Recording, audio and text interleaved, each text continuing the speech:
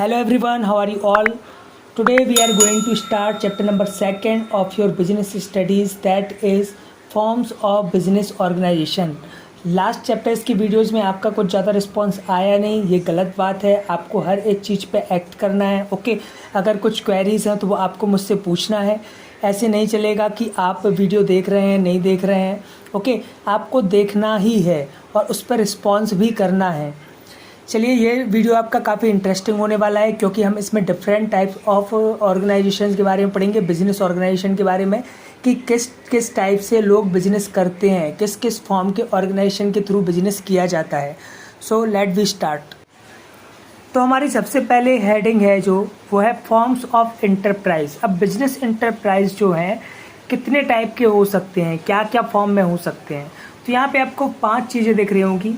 First है sole proprietorship, second है joint family firm, third है पार्टनरशिप फर्म, फोर्थ है कोऑपरेटिव फर्म और फिफ्थ है जॉइंट स्टॉक फर्म। सभी को हम पांचों को काफ़ी डीप में पढ़ेंगे, काफ़ी अच्छे से पढ़ेंगे, ओके। तो चलिए हम अपनी फर्स्ट हेडिंग की तरफ चलते हैं, जो है सोल प्रोप्राइटरशिप। अब सोल प्रोप्राइटरशिप में सोल का मीनिंग क्या होता है? सोल का मीनिंग होता है सिंगल, ओके। कोई जैसे अकेले बिजनेस कर रहा है तो हम उसको बोलेंगे सोल प्रोप्राइटर, ओके, या फिर सोल ट्रेडर भी उसको बोला जा सकता है। तो सबसे पहला टर्म यही आता है। A soul trader is a person who carries on a business exclusively on his on account at his on risk. अब सोल ट्रेडर क्या है? जो बिजनेस को खुद ही डील कर रहा है अपने अकाउंट पे, ओके। और जो रिस्क है बिजनेस में वो भी उसी का है। जैसे आपने देखा होगा, फॉर एग्जांपल अपने चारों तरफ देखिए, तो जैसे आप मेन मार्केट में जाते हैं तो आपको क्लॉथ की शॉप मिलेंगी, शूज़ की शॉप मिलेंगी। तो वो क्या है? सोल ट्रेडर हैं। एक दुकानदार है, वो अपनी शॉप खोले हुए है और आपको चीज़ें बेच रहा है। तो वो सिंगल ही हर चीज़ मैनेज कर रहा है ना।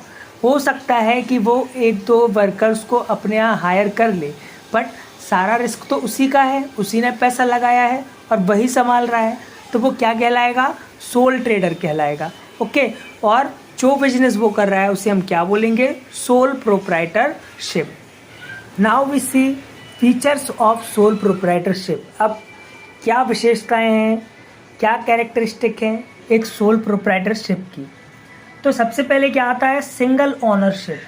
अब जो बिजनेस है उसमें ओनरशिप सिंगल पर्सन की रहेगी, मतलब एक इंडिविजुअल है, उसी का बिजनेस है, उसी के नाम से जाना जाएगा, ओके। ये क्या है? सिंगल ओनरशिप, कि वो एक ही मालिक है जो अपने बिजनेस को रन कर रहा है। ये सोल प्रोप्राइटरशिप का फर्स्ट फीचर है। सेकंड है नो सेपरेट एंटिटी। एंटिटी मतलब होता है पहचान, ओके। तो नो सेपरेट एंटिटी। अब बिजनेस की अलग से एंटिटी नहीं होगी, जो उसका बिजनेस होगा उसके मालिक के नाम से ही जाना जाएगा, ओके। ये केशरवानी जी की शॉप है ना, या फिर ये यादव जी की शॉप है। तो क्या है कि मतलब बिजनेस को ऑनर के नाम से ही जाना जाएगा, बिजनेस की अलग कोई एंटिटी नहीं होगी। थर्ड पॉइंट है हमारा कैपिटल। अब कैपिटल, सिंगल पर्सन बिजनेस को ऑपरेट कर रहा है, सिंगल पर्सन बिजनेस में पैसा लगा रहा है, ओके। तो कैपिटल कैसी है? लिमिटेड। अब और सिंगल पर्सन अगर पैसा लगा रहा है तो एक बंदे के पास लिमिटेड पैसा ही है, तो उसी से वो बिजनेस चलाएगा। तो कैपिटल कैसी होती है? उसके पास लिमिटेड होती है, ओके। उसके बाद फॉर्मेशन। फॉर्मेशन के लिए कुछ नहीं करना पड़ता है इनको, कोई गवर्नमेंट के पास अप्लाई नहीं करना है कि हमें ये बिजनेस करना चाहते हैं, तो कोई सर्टिफिकेट उसको नहीं चाहिए पड़ेगा। आप पैसा लगाइए और बिजनेस स्टार्ट कर दीजिए। फॉर्मेशन इसमें काफ़ी ईजी है। उसके बाद है रिस्क बियरिंग। अब रिस्क बियरिंग की बात आती है तो सिंगल ओनरशिप में, सोल प्रोप्राइटरशिप में जो इंडिविजुअल है, सारा रिस्क उसी का होता है, ओके। अगर लॉस होगा तो उसी को होगा, वो अकेला ही बियर करेगा। प्रॉफिट होगा तो वो अकेला ही एंजॉय करेगा, ओके।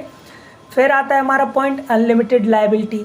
अब लायबिलिटी का मतलब क्या होता है? लायबिलिटी का मतलब कि जो पैसा हमारे ऊपर किसी दूसरे का उधार है, ओके, उसको जनरली हम लायबिलिटी बोलते हैं, सिंपल वर्ड में अगर समझे तो। हालांकि लायबिलिटी का मीनिंग आपको अकाउंटेंसी में अलग मिलेगा, ओके। लेकिन यहाँ पे समझिए तो लायबिलिटी क्या है कि हमें किसी का पैसा देना है। तो यहाँ पे लायबिलिटी कैसी होती है? अनलिमिटेड। अगर आपने किसी से पैसा लिया है तो वो आपको ही पूरा चुकाना है।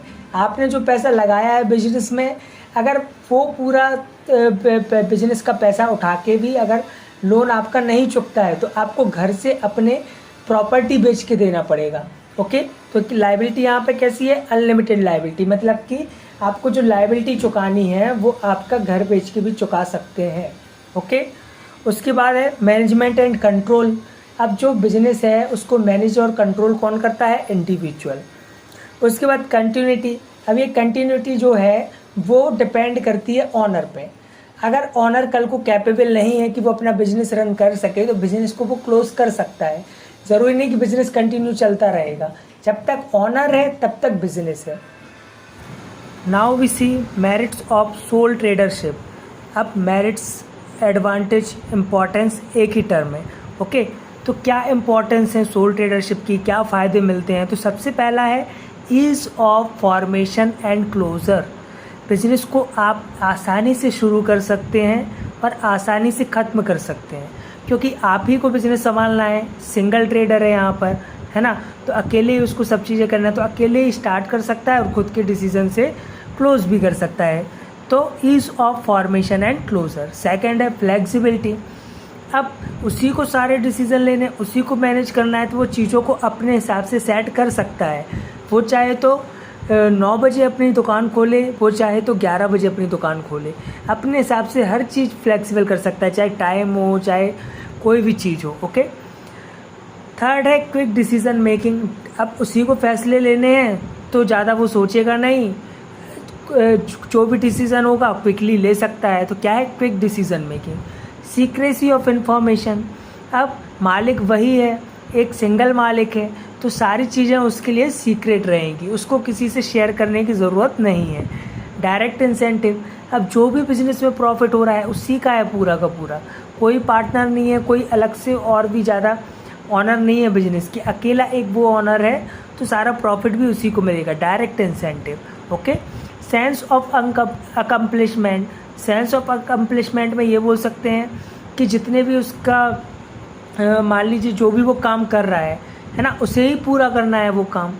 तो अगर वो कोई टास्क रखता है उसको पूरा करता है तो उसके अंदर कॉन्फिडेंस आता है ना। नहीं कर पाता है तो वो तो दोबारा उसको फिर करने की कोशिश करेगा। तो सेंस ऑफ अकम्पलिशमेंट। फिर आता है पर्सनल टच। अब देखा होगा कि जितने भी शॉप्स वगैरह जहाँ सिंगल ट्रेडर होते हैं वो डायरेक्ट ही कस्टमर को डील करते हैं, है ना। मोल भाव करना या फिर प्राइस बताना या फिर जो भी है उनसे रिलेशन बनाना, तो कस्टमर से डायरेक्ट उनका पर्सनल टच रहता है। लो ओवरहेड कॉस्ट। अब सिंगल ट्रेडर है, छोटा व्यापार है, छोटी चीज़ें हैं, तो इसकी कॉस्ट भी कम होती है, उसको बहुत ही कम पैसे खर्च करना होते हैं चीज़ों के अरेंजमेंट में। लाइक कोई बड़ी कंपनी खोल रहा है, बहुत सारे ओनर है, तो वहाँ ज़्यादा पैसा लगेगा, लेकिन यहाँ पे हर चीज़ की कॉस्ट उसको कम लगेगी। Minimum government regulation. अब गवर्नमेंट के रेगुलेशन भी सोल ट्रेडर के लिए काफ़ी कम है, क्योंकि गवर्नमेंट जो है काफ़ी सारे रूल्स एंड रेगुलेशन लगा रखे हैं उसने कंपनीज़ के लिए, पार्टनरशिप के लिए, और दूसरी जो फर्म होती है बिजनेस ऑर्गेनाइजेशन, तो काफ़ी ज़्यादा उनको रूल्स और रेगुलेशन गवर्नमेंट के फॉलो करने होते हैं। टैक्स भरना पड़ता है ना, अकाउंट मेंटेन करना पड़ता है, लेकिन सोल ट्रेडरशिप को इन सब रिस्ट्रिक्शन से छूट मिलती है। ओके, इसके ऊपर ज़्यादा कोई रिस्ट्रिक्शन नहीं है, कुछ चीज़ें वही फॉलो करनी पड़ती हैं। Social importance. सोशल इम्पोर्टेंस भी इस चीज़ की, सोसाइटी के लिए आप डायरेक्ट कुछ काम कर रहे हो। अब इसके कुछ फ़ायदे हैं तो कुछ इसकी कमियां भी हैं, जिनको हम बोलते हैं डीमेरिट्स। ओके, या फिर लिमिटेशन। तो डीमेरिट्स ऑफ सोल प्रोप्राइटरशिप क्या है? तो सबसे पहला लिमिटेड कैपिटल। अब बिजनेस में एक ही आदमी पैसा लगा रहा है, तो एक आदमी के पास बहुत सारा पैसा तो होगा नहीं, लिमिटेड पैसा होगा। ओके, दूसरा क्या है? Uncertain life. अब इनके बिजनेस की लाइफ जो है सर्टेन नहीं है, अनसर्टेन है, क्योंकि जब तक इस बिजनेस में ये मालिक है तब तक उसका बिजनेस है। ओके, थर्ड है अनलिमिटेड लायबिलिटी। लायबिलिटी कैसी है? अनलिमिटेड। जो हम पहले भी डिस्कस कर चुके हैं कि अगर उसने कुछ लोन ले रखा है और वो उसको अपनी शॉप में रखी असेट्स को बेच के नहीं चुका पा रहा है, तो उसको अपनी प्रॉपर्टी भी बेचनी पड़ेगी, है ना। तो क्या है यहाँ पे? Unlimited liability. Limited managerial ability. अब एक अकेला बंदा जो है बिज़नेस को मैनेज कर रहा है, बिज़नेस को कंट्रोल कर रहा है, तो वो अपने हिसाब से करेगा, है ना। उसी का जितना दिमाग होगा उतना मैनेज कर पाएगा, इसलिए क्या है? Limited managerial ability.